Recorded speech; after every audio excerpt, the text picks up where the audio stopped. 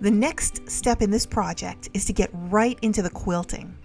Now this is going to move right along, and once we get through this step, things are going to really start to look like they're coming together, and you're going to start to see things looking more and more quilt-like in front of your eyes. So the first thing that we need to know is that we're going to change the foot on our machine. To quilt, we're going to use this big chonky guy called a walking foot or a quilting foot.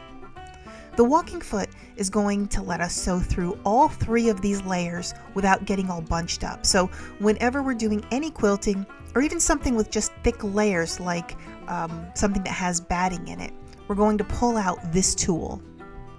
Now remember, this quilting tutorial is meant to be for beginners.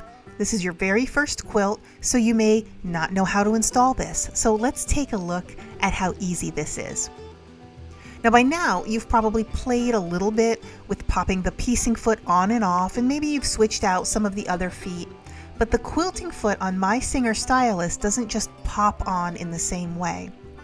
You're going to need your little flathead screwdriver that came with your sewing tools for this. You probably put it in this little storage box. Now drop the piecing foot off your machine and then completely unscrew this little screw here with your screwdriver. And the foot holder that you see here is going to wiggle off. Now take this piece and make sure that you put it in your storage box because you'll need it later when you want to put your piecing foot back on. Now you can slide the walking foot onto your machine, and you're going to see this little claw which will grab the metal, and the screw that you just took off is going to go right back into place right where you just took it from. Now the other thing that you need to know is that this bar is going to gently rest over the screw on the other side. And this is going to give your foot the freedom to move up and down. So make sure that the foot is snapped on comfortably into place and the screw is on tight. And now your walking foot is installed and we can start quilting. Now just keep in mind, not every machine is built the same way, and your walking foot may have a little bit of a different design. And if your machine doesn't look like this and your walking foot doesn't look like this, then just take a peek at your manual and you'll find all the instructions to put this on. Another thing to mention just before we get started is what kind of thread are we going to quilt with? Now, typically you're going to want your quilting thread to match your fabric, but maybe not. It depends on what you're doing. And in this project, I'm using a white backing, so I am going to stick with my white thread. And this thread, I'm going to point out, is just a poly thread that came from Walmart like all of our other supplies. This is just a standard Coats & Clark. It doesn't need to be fancy. This is just standard white thread. But the point of telling you this is that there are different types of threads, and there are different types of threads that other quilters will prefer to use and quilt with, and we will talk about that in more detail in more advanced and bigger projects. So I'm just pointing that out now, but for the purpose of your very first quilt, the main general quilting thread that you purchase at Walmart is going to be perfectly fine. So as we get started, I'm going to take the very center of my quilt. Now, going across, we have 6 squares, which means we'll have 5 seams. So I'm going to choose the very most center seam, and I'm going to place my seam just to the left of the presser foot. So for this project, we're all still sewing at 1/4 inch from the seam, but you're not going to be able to see that on the ruler plate with the quilt. So the left edge of the walking foot is going to be my guide as it follows the seam all the way down in a straight line. So with just like everything else so far, we're sewing on the right side of the seam. So I'm going to sew this all the way down.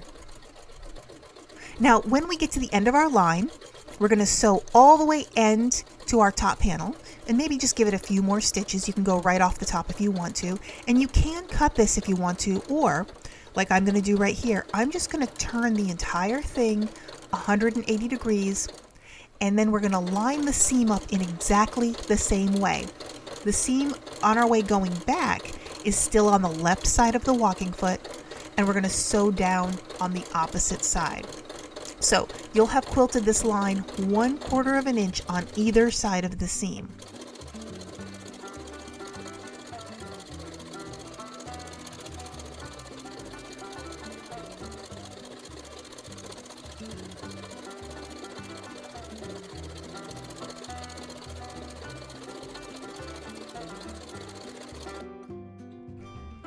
And now, once we're done with that, we're going to do the other 4 vertical seams in exactly the same way that you just saw in this demonstration.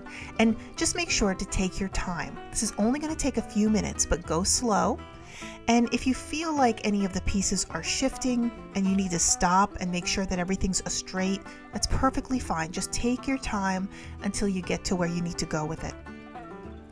Once we have all of our vertical lines sewn, we're going to do the exact same thing on the horizontal lines in exactly the same way. So I'm going to find any seam somewhere in the center, and then I'm going to work my way toward the edges. And once we're finished with this, we are done.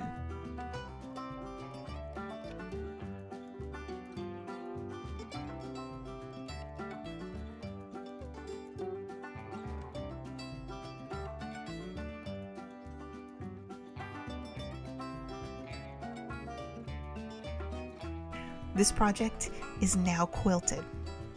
So we don't need these pins anymore, and we can take them out and we can appreciate the quilted piece that we have in front of us.